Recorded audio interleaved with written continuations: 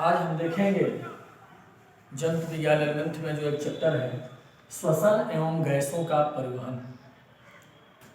तो आपको जानते हैं कि श्वसन वह प्रक्रिया है जिसमें सबसे पहले ब्रीदिंग होता है, अर्थात जीव किस प्रकार से गैसों को, ऑक्सीजन को अंदर शरीर में लेते हैं और कार्बन डाइऑक्साइड को बाहर निकालते हैं। ऑक्सीजन किस लिए लेते हैं कि जब वो ऑक्सीजन शरीर में आएगा तो ग्लूकोज को तोड़ेगा और उसे जो एनर्जी प्राप्त होगी उस एनर्जी का उपयोग जीव करेगा और जब वो ग्लूकोज को तोड़ेगा तो उसके शरीर में श्वसन के फलस्वरूप कार्बन डाइऑक्साइड गैस निकलेगी। वह गैस नुकसानदायक होती है तो वह गैस बाहर भेजना आवश्यक होता है, निकालना आवश्यक होता है। तो गैस ऑक्सीजन को लेना और कार्बन डाइऑक्साइड को बाहर करना यह जो है ब्रीदिंग का हिस्सा होता है। अब इसके लिए कोई अंग चाहिए, कोई सिस्टम चाहिए। तो वह सिस्टम, वह अंग जो इस गैसों के आदान प्रदान के लिए आवश्यक होता है उसको हम श्वसन तंत्र कहते हैं, रिस्पिरेटरी सिस्टम कहते हैं। अब इसमें आप देखेंगे कि यह जो श्वसन होता है इसके लिए क्या आवश्यक है, कैसे होगा। तो आप देखें तो एक प्रक्रिया होती है उसको कहते हैं डिफ्यूजन। डिफ्यूजन जो होता है, विसरण कहते हैं इसको। तो विसरण का तात्पर्य होता है कि कोई मेम्ब्रेन है और उसकी एक तरफ से दूसरे तरफ जब गैसों का आदान प्रदान होता है तो इस क्रिया को हम विसरण कहते हैं। अब यह जो लेयर है वह लेयर कैसी होनी चाहिए जो विसरण में मदद करे।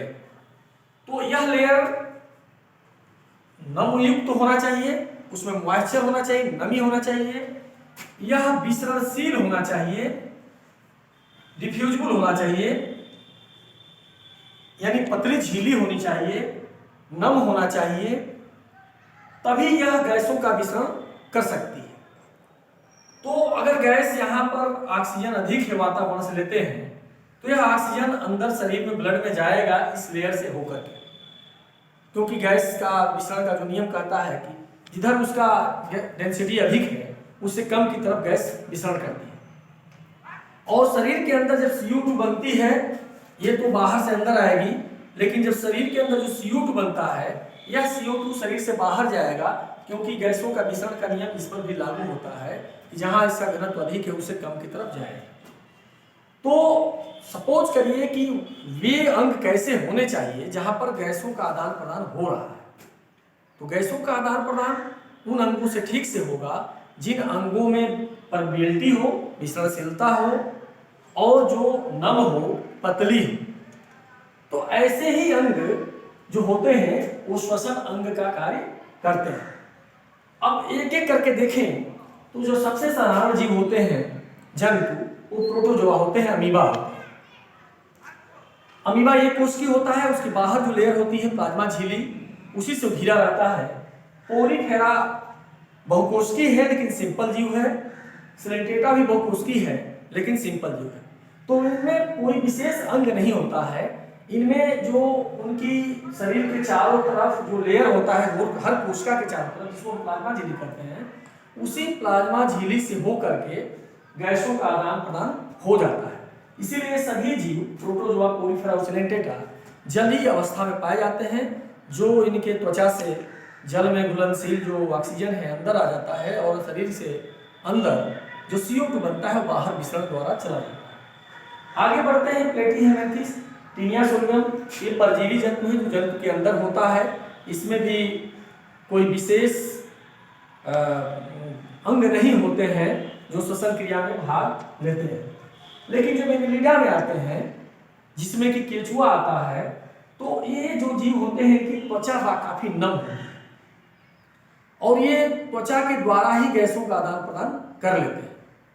लेकिन एक विशेष अंग, बहुत ही इंपॉर्टेंट अंग है पैरापोडिया, जो एनिलिडा संघ में ही एक नेरिस जंतु पाया जाता है, इसमें पाया जाता है।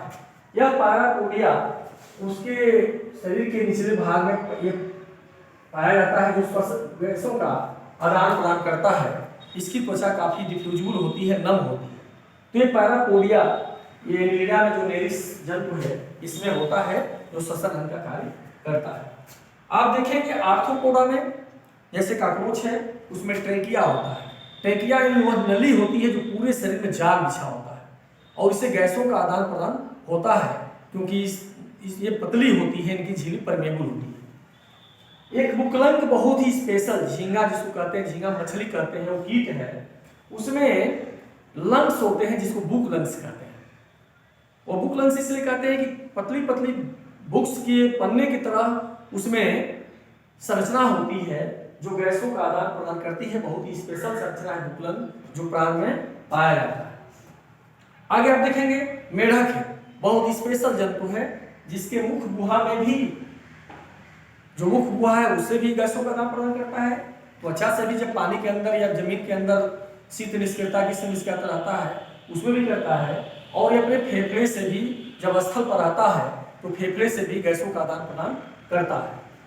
आगे आप देखेंगे तो जो मछली होती है उसमें गील होते हैं और फेफड़े भी होते हैं उसमें।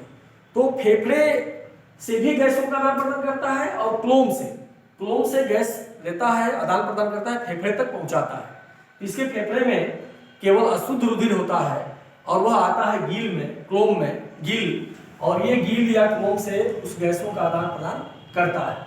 तो ये स्पेशल मछलियों में, क्योंकि पानी में रहती हैं, और ये फेफड़े केवल अशुद्ध रुधिर को एकत्रित करते हैं और उसको गील तक पहुंचाते हैं। इस सर्प, पक्षी और स्तनधारी जो स्थलीय जीव है, स्थलचर होते हैं, ये जब पानी में नहीं रहते हैं, तो इनमें स्पेशल जो संरचना होता है फेफड़ा, जो आप जानते होंगे, इनमें फेफड़े होते हैं 2, और इन्हीं फेफड़ों की सहायता से ये श्वसन क्रिया करते हैं।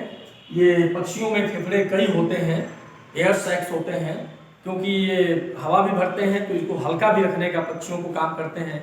ये आसानी से वायु में उड़ सकती हैं, रह सकती हैं, इसलिए इसमें एयर सैक कई पाए जाते हैं जो फेफड़े होते हैं और गैसों का आदान प्रदान करते हैं। मनुष्य में 2 ही फेफड़ा होता है, और स्पेशली वो गैसों के आदान प्रदान के लिए बना होता है।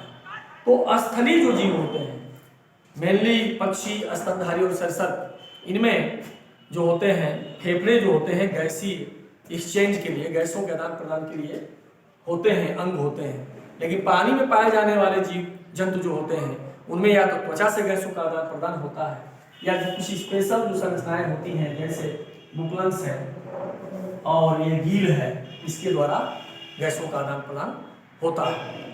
तो कौन कौन से श्वसन अंग किन किन जंतु में होता है, इसके बारे में थोड़ा सा आपको हमने एक ब्रीफ किया है। फिर अगले वीडियो में आगे देखेंगे। धन्यवाद।